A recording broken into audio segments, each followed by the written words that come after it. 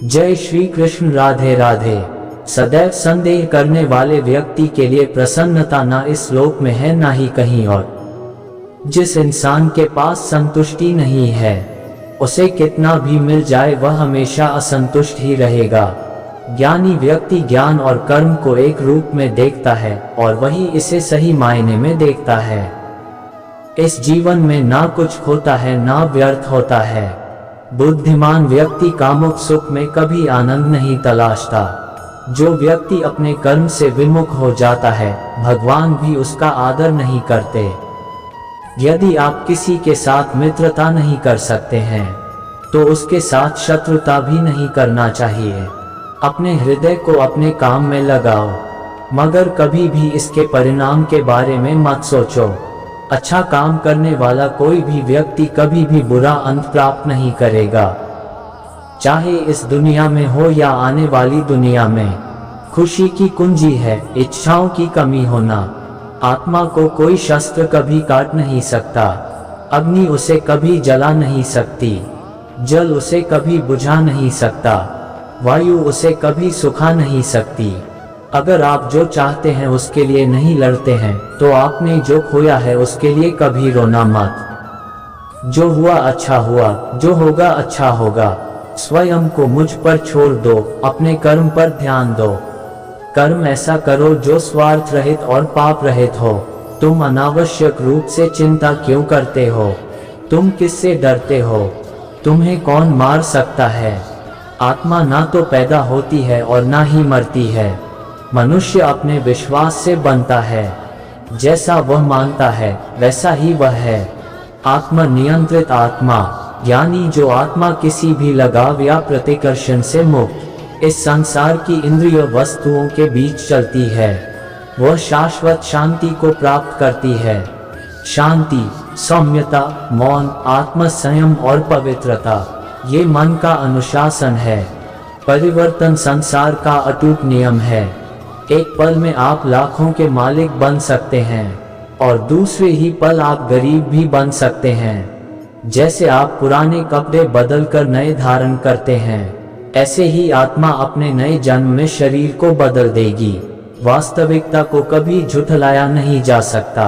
अगर आप भगवान श्री कृष्ण के अनमोल वचन और विचारों के संग्रह की खोज कर रहे हैं तो आप सही जगह पर आए हैं। हजारों साल पहले लिखी गई श्रीमद् भगवद गीता हिंदुओं की पवित्रतम पुस्तकों में से एक है। महाभारत के अनुसार भगवान कृष्ण ने कुरुक्षेत्र युद्ध में अर्जुन को गीता का उपदेश सुनाया था। यह महाभारत के भीष्म पर्व के तहत दिया गया एक उपनिषद है। कर्म योग, ज्ञान योग, भक्ति योग की चर्चा भगवद गीता में बहुत खूबसूरती से की गई है। यहाँ जीवन के सिद्धांतों को सर्वोत्तम संभव तरीके से समझने के लिए किसी को अपने कर्तव्यों से मुख नहीं मोड़ना चाहिए, चाहे उसे इसमें हार दिखाई देती हो। हर काम, हर गतिविधि दोषों से घिरी होती है, जैसे आग धुएं से घिरी होती है। खुशी मन की एक स्थिति है जिसका बाहरी दुनिया से कोई लेना देना नहीं है।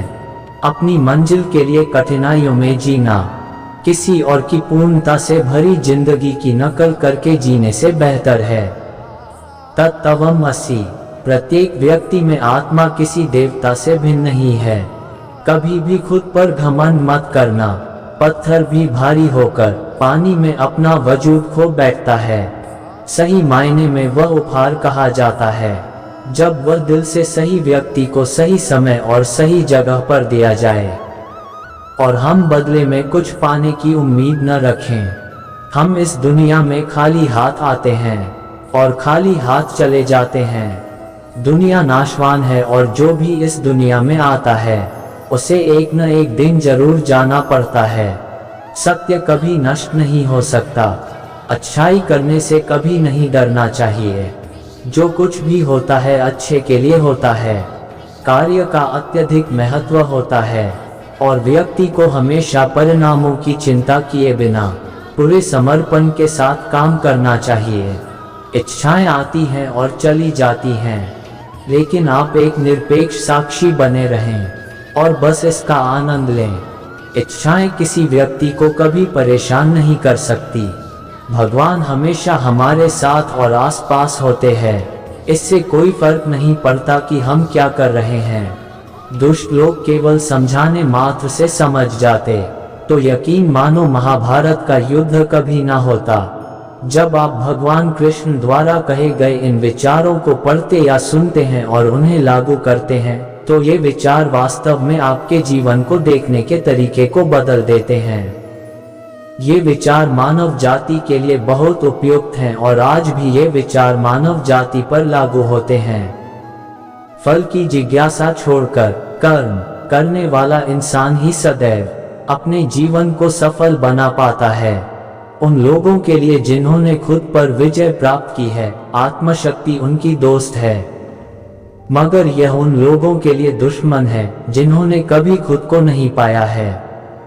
जिस इंसान को आपकी कदर नहीं है, उस इंसान के साथ खड़े होने से अच्छा है आप अकेले रहें। आप कभी भी अपने जीवन में कामयाब नहीं बन सकते अगर आप अपने अतीत को याद करके परेशान रहते हो। वासना, क्रोध और लालच नरक के 3 दरवाजे हैं।